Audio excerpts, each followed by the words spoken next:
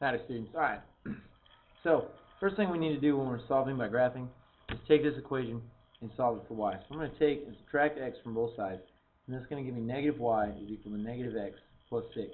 The last thing I need to do to get my y isolated is divide everything by negative 1. That'll give me y equals x minus 6, and then I can take and I can graph this equation. So I've got my intercept down here at negative 6. The slope of positive 1, I'm going to get a few dots on there, and that's going to be my first line. My second line, subtract that 2x from both sides, and I'm going to get y is equal to negative 2x plus 3. There's nothing else to do here but graph, so I'm going to take and do that. I've got a plus 3 intercept and a slope of negative 2, so down 2 over 1, down 2 over 1, down 2 over 1, and these two lines are going to cross right there, and that intersection point is going to be 3. Negative 3.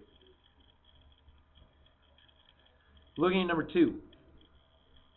Now the first thing I'm going to need to do, again, is solve for y. So on this one, I'm going to subtract x from both sides. And that's going to give me 2y equals negative x plus 8. I'm going to take and divide that 2 off. And that's going to give me y equals negative 1 over 2x plus 4. I can take and I can graph that line right now. It's got a slope of down 1 over 2. Down 1 over 2. So that line is right about there. My other line, I'm going to subtract x to the other side, and that'll give me negative y equals negative x minus 4 divided by negative 1, and that'll give me y equals x plus 4. Got my intercept of 4, slope of positive 1, so up 1 over 1, up 1 over 1. Doodle-doo, looks just like that. They're going to intersect right there at the y-intercept of 0, 4. Moving on to the next line. I've got these two, subtract the x from both sides, and that's going to give me 2y is equal to negative x minus 4. Divide by 2, y is equal to negative 1 over 2x minus 2. So I've got an intercept of 2, slope of negative 1 over 2. That line's going to look just like that. My other line, subtract the 2x from both sides, and that's going to give me 4y is equal to negative 2x minus 8. When I divide by 4 here, you should notice that I get the same line. Negative 1 over 2x minus 2.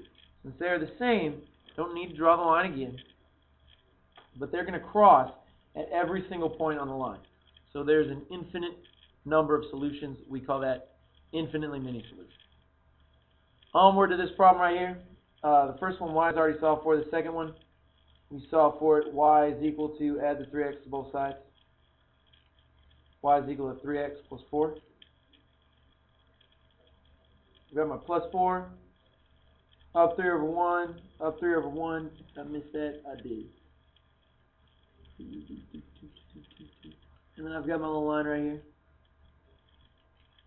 My other line starts at negative 1, and it also has a slope of 3. So many of you can tell these lines are going to be parallel by looking at the equations. We want to make sure we draw those lines tomorrow on the test. And this one will be no solution because the lines are parallel. They will not cross. Next one. X equal a number. Vertical line. So we want x less than 2. It's going to be a solid line. X less than 2 is over here. So I'm going to lightly shade that in. Now we want y greater than negative 3, so here's y equal to negative 3. Anything greater than negative 3 would be above this line. And then we go back and heavily shade where they are both true. In this case, anything that's got an x greater than negative 3, or an x less than 2, and a y greater than negative 3 will be shaded. It's this area right in here. Looking at number 6, it's ready to go right now. We don't need to solve for y, so I've got a minus 1 and a slope of 3. This line will be dotted because the line is not included in our solution set. The line is not included in the solution set. We want less than that line, so we shade down there. Intercept of positive 4. Slope of negative 2. Solid line. We want to be more than this line. We want to be more than this line. So I would shade up. And we're looking right there. That's the first page. Make sure you solve for y before you attack these problems. Solve for y before you attack these problems.